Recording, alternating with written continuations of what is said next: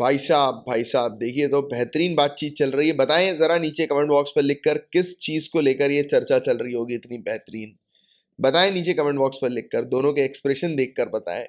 Right, क्या लगता है आपको किस पर चर्चा चल रही होगी। चलो एनीवेज, हम लोग बात करेंगे infrastructure for resilient island states के बारे में। तो यहाँ पर एक चीज तो समझ में आ रही है आपको कि आइलैंड कंट्रीज की बात हो रही है। राइट, पहला पॉइंट। दूसरा पॉइंट, रेजिलियंट आइलैंड स्टेट्स की बात हो रही है, मतलब कि ऐसी स्टेट्स जो कि ऑब्वियस ही बात है क्लाइमेट चेंज को लेकर इम्पैक्टेड है, तो वहां पर ऐसे इंफ्रास्ट्रक्चर क्रिएट कर रहे हैं जो कि क्लाइमेट चेंज के इम्पैक्ट को झेल सके।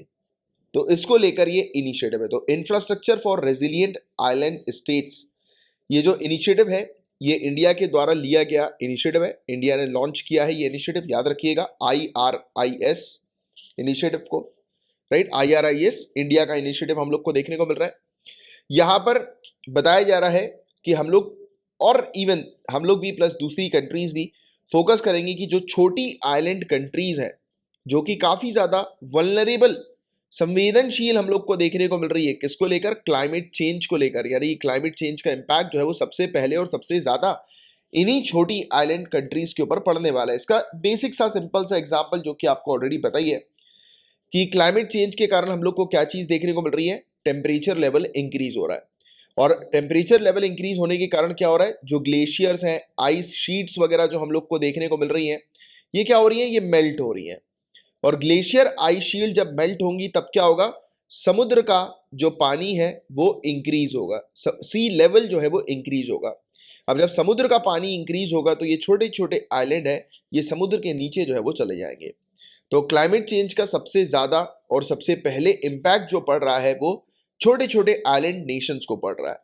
तो ये इनिशिएटिव लॉन्च किया गया है इंडिया के द्वारा कि यहां पर इंफ्रास्ट्रक्चर क्रिएट करना है जिससे कि क्लाइमेट चेंज के इंपैक्ट को छोटी छोटी आइलैंड कंट्रीज जो है वो झेल सके। तो ये पॉइंट आपको अच्छे से ध्यान में रखना है। ये नया इनिशिएटिव है जो कि किस चीज का रिजल्ट है, बताया जा रहा है कि इंडिया, ऑस्ट्रेलिया, यूके ने मिलकर चर्चा करी, आपस में बातचीत करी और फिर ये इनिशिएटिव जो है वो इंडिया ने लॉन्च किया।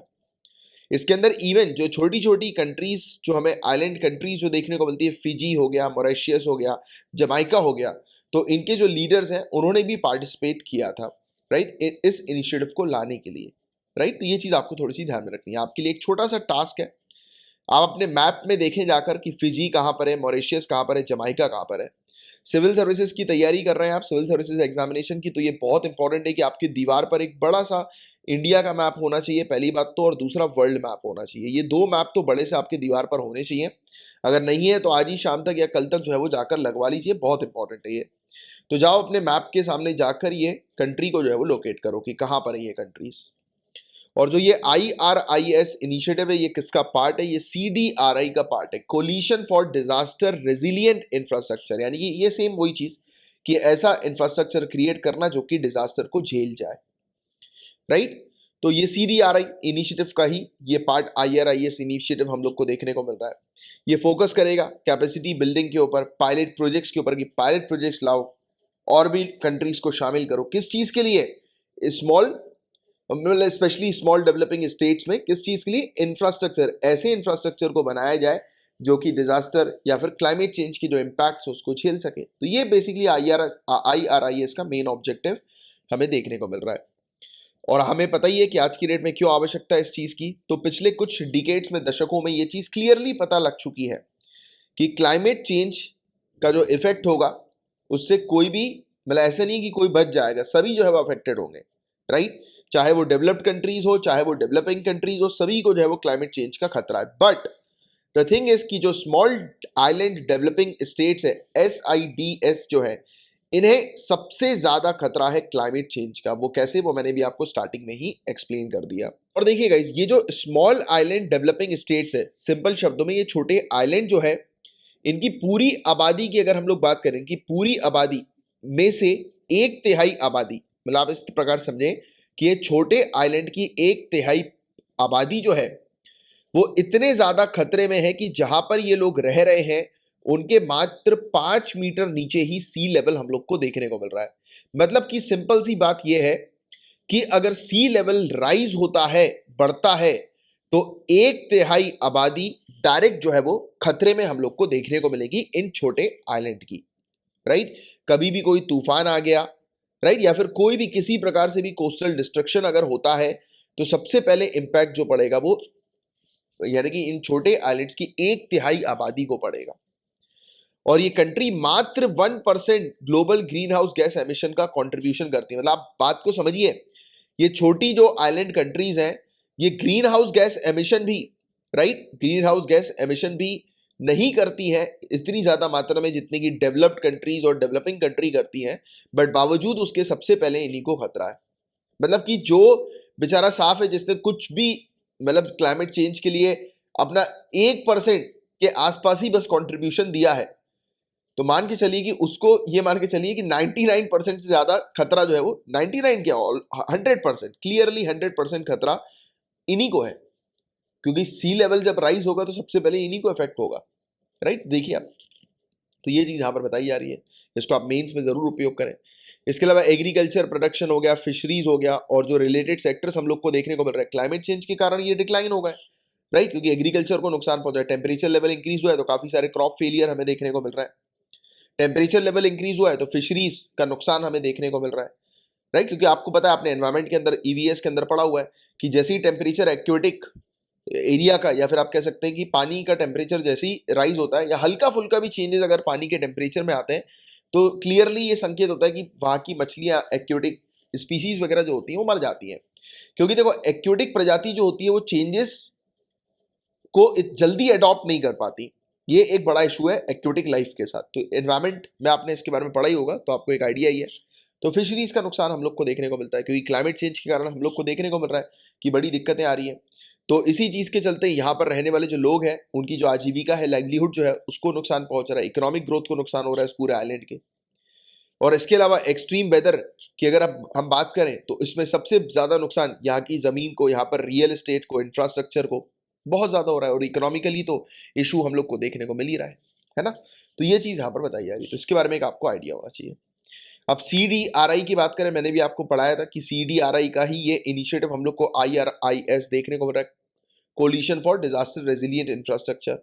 तो CDRI के बारे में अब हम लोग डिटेल में चर्चा करते हैं। तो ऑनरेबल प्राइम मिनिस्टर के द्वारा से 2019 में लॉन्च किया गया था हमारे, और कहां पर लॉन्च किया गया था? यूनाइटेड नेशन सेक्रेटरी जनरल की क्लाइमेट एक्शन समिट थी न्यूयॉर्क, यूनाइटेड स्टेट्स में, तो उस दौरान ये CDRI को इंडिया ने लॉन्च किया।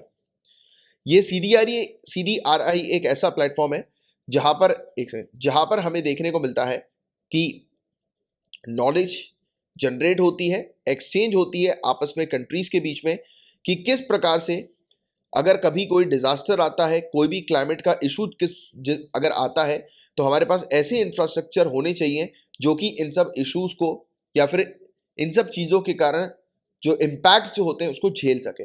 मतलब कि क्लियरली ये चीज बताई जाती है कि ऐसा इंफ्रास्ट्रक्चर क्रिएट करो जो कि डिजास्टर की जो हम लोग को देखने को मिलता है ना, डिजास्टर रेजिलियंस हो, मतलब कि डिजास्टर को झेलने की क्षमता रखे। तो ये उसको लेकर ये एक प्लेटफॉर्म हम लोग को देखने को मिलता है, CDRI। तो ये सिंपल सी चीज आपको पता होनी चाहिए, राइट? इसमें इंफ्रास्ट्रक्चर डेवलपमेंट के ऊपर मेनली जो है वो फोकस किया जाता है, राइट? अभी तक 25 और कंट्रीज जो है, including Germany, Italy, Japan, Australia, United states also, उसने इस कोलिशन को जो है वो ज्वाइन कर लिया। तो ये वाला पॉइंट आपको ध्यान में रखना है। और इंडिया के अंदर जैसे इंटरनेशनल सोलर अलायंस के बाद CDRI ये दूसरा इंटरनेशनल कोलैबोरेशन हम लोग को देखने को मिल रहा है, जिसको सेटअप किया है इंडिया ने क्लाइमेट चेंज के लिए, या फिर क्लाइमेट चेंज के इम्पैक्ट को रिड्यूस करने के लिए। तो ये वाली चीज है गाइस जिसके बारे में एक आपको आइडिया होना चाहिए। और स्मॉल आइलैंड डेवलपिंग कंट्रीज की बात करें तो आपको सिंपल सी चीज ध्यान में रखनी है कि ये बेसिकली छोटे आइलैंड्स हम लोग को देखने को मिलते हैं, राइट, जिनकी जो आज की डेट में हमें देखने को मिल रहा है सोशल, इकोनॉमिक या एनवायरमेंटल वल्नरेबिलिटी से जूझ रहा है। और हालांकि इन जनरल भी छोटे आइलैंड्स में काफी प्रॉब्लम्स जो है वो होती है, हम लोग को देखने को मिलती है अलग अलग तरह की हमेशा से। अभी क्लाइमेट चेंज सबसे बड़ी प्रॉब्लम है इनके सामने, है ना? तो ये चीज आपको ध्यान में रखना है। तो ये ग्रुप है, और इसमें से छोटे आइलैंड जो है 38 यूनाइटेड नेशन की मेंबर कंट्रीज हैं, और 20 जो है वो नॉन यूनाइटेड नेशन मेंबर या फिर non United nation associate members हम लोग को देखने को मिलते हैं, या फिर associate member United nation regional commission के हम लोग को देखने को मिलता है। और इसे रिकॉग्नाइज किया जाता है डेवलपिंग कंट्रीज के तौर पर, और ये किया गया था तो 1992 में United nation conference on environment and development के दौरान।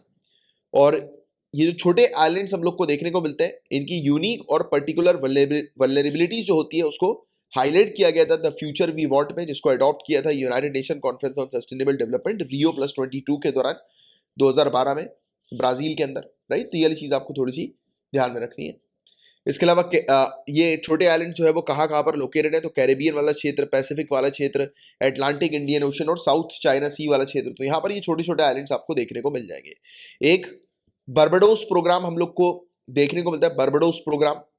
तो इसके तहत बताया गया था कि 1994 में ये प्रोग्राम जो है वो लाया गया था कि इस प्रोग्राम के तहत हम लोग मदद करेंगे ये छोटे आइलैंड्स की सस्टेनेबल डेवलपमेंट्स के प्रयास के लिए, यानी कि छोटे आइलैंड्स को जो है वो, कि ये छोटे आइलैंड सस्टेनेबल डेवलपमेंट को अचीव जो है वो कर पाए, तो उनकी जो है वो हेल्प करने के लिए ये बारबाडोस प्रोग्राम भी लाया गया था। तो ये बेसिक सी चीज़ है, बेसिक सा फैक्ट है जिसकी एक आपको जानकारी होनी चाहिए। और United nation office of high representative for least developed countries, landlocked developing countries और स्मॉल आइलैंड डेवलपिंग स्टेट्स, तो ये इस ग्रुप ऑफ स्टेट्स को रिप्रेजेंट करते हैं, यानी कि इस SIDS को जो है वो रिप्रेजेंट करते हैं। तो ये सिंपल सी चीज है जिसका आपको आइडिया होना चाहिए। और ये था पूरा ओवरऑल टॉपिक। इसमें मेन जो काम की जो चीज थी वो एक तो ये CDRI के बारे में आपको जानना, और IRIS के बारे में आपको जानना। तो मैं उम्मीद करता हूँ कि ये टॉपिक बहुत अच्छे से आपको क्लियर हो गया होगा, समझ में आ गया होगा।